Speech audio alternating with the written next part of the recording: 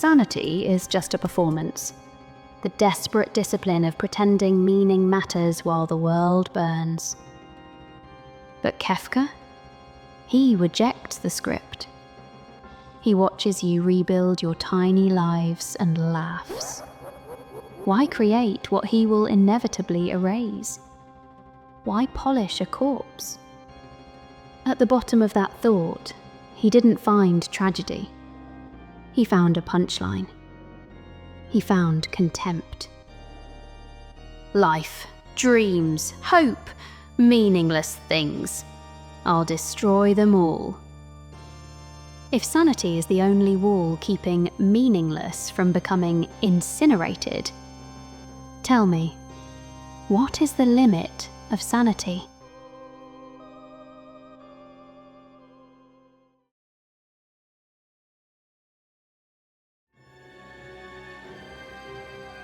Kefka doesn't start as a myth. He starts as an anatomy, a mere collection of nerves and marrow modified by the Empire's appetite for dominance. At the dawn of the war, the Empire sought to weaponize the soul. They forced magic into human veins with the same industrial violence they used to stoke the furnaces of their machines. Kefka was the first subject. The process was primitive, unstable, and it did exactly what the engineers feared. It fractured his mind. That much is a matter of record. But here is the part that matters. The Empire noticed the damage, and they decided it was acceptable. They saw his empathy dissolve into a hysterical vacuum and chose to look away. Why? Because a broken man who still obeys is a terrifyingly efficient tool. They didn't treat his instability. They gave it a uniform. They draped him in a title and handed him the Emperor's own authority. From that moment on, Kefka's cruelty was no longer a personal failure. It was sanctioned. When he humiliated his peers, the throne remained silent. When he treated lives as disposable scrap, no one corrected him. It wasn't that the system agreed with his madness. It was that the system had already decided he was allowed to be mad, as long as it served the state. Cruelty ceased to be a sin. It became a procedure.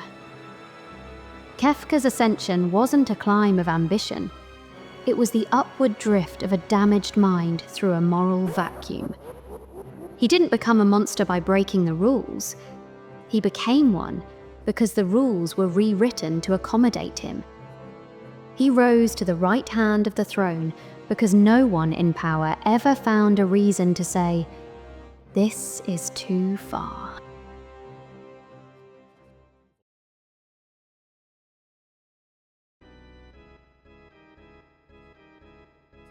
Once the world finally accepts that it is shattered, it stops screaming. It doesn't panic. It simply rots comfortably. Kefka doesn't evolve. Why would the void need to grow? He doesn't escalate his cruelty.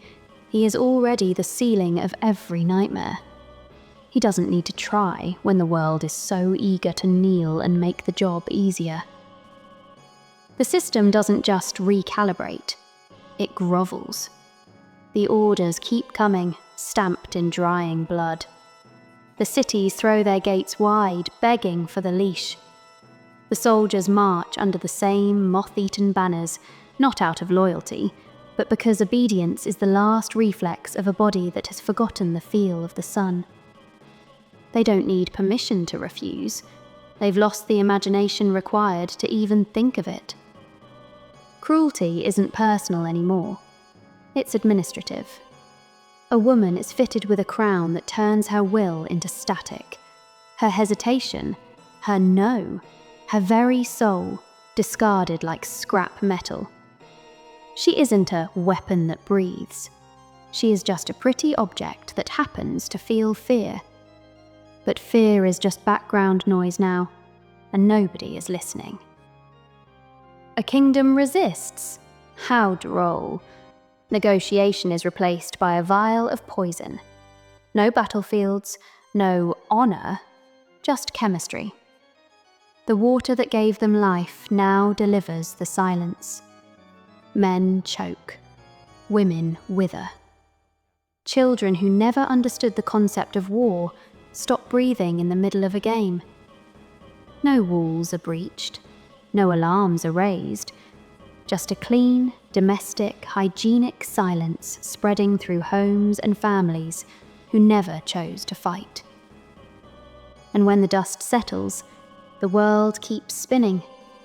No divine punishment, no cosmic reckoning. Just another line quietly crossed in the dark. Every silence following an atrocity serves a purpose. It proves that morality was always a collective delusion. Right and wrong are just the last words people gasp before they die. Kefka never needs to explain himself. Why explain the joke to the punchline? By the time the doubt finally creeps in, the question is no longer, how could he do this? The question is, why did we ever think life was worth anything at all?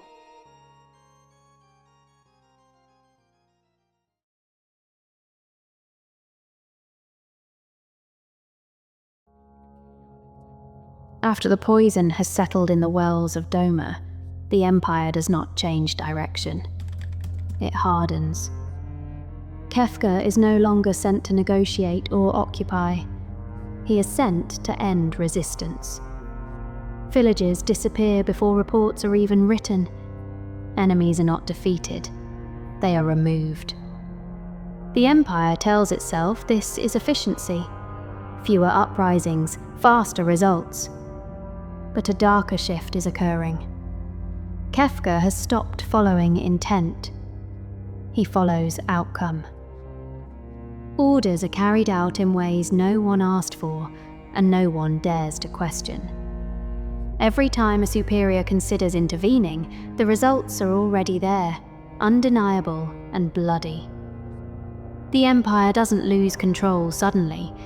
It realizes, too late, that control has already moved on. Then comes the floating continent. For the Empire, this is the harvest. The place where power stops being contested and starts being commanded.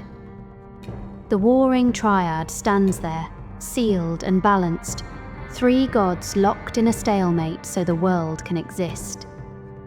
Gestal believes this is the ultimate payoff for his system. Magic, empire, order. Kefka says nothing. He waits. He understands something Gestal never could. If power is the only thing that decides existence, then command is an illusion. When the statues activate, Kefka does not hesitate. He does not argue succession or loyalty. He kills Gestal with the same logic he has applied to every village and every soul. If lives are disposable, then rulers are too. Then he moves the statues. Not out of rage, not out of ambition. He moves them out of consistency. If the world is a mistake that only power can justify, then the only honest thing to do is to pull the trigger.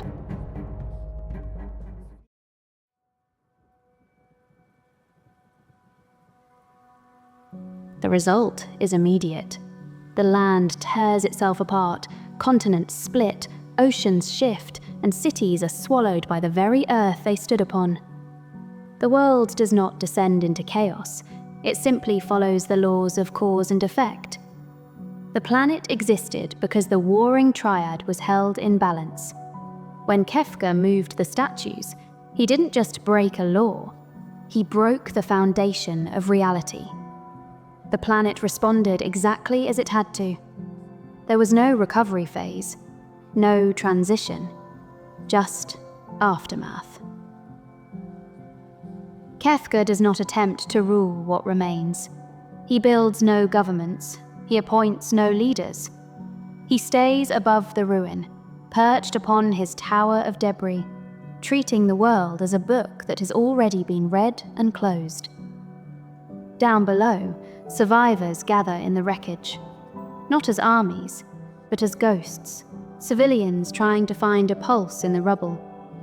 Small settlements form, trade resumes, shelters begin to feel like homes. And then, the light of judgment wipes them out without warning. The strikes target one thing only: recovery. Any place where life dares to stabilize becomes a target. The world is allowed to exist, but only in a permanent state of collapse. Nothing is permitted to grow. Nothing is permitted to heal, because healing would imply that the damage was temporary, that there was a point to the struggle. Kefka ensures the wound stays open. He makes sure the end of the world is not an event, but a daily routine.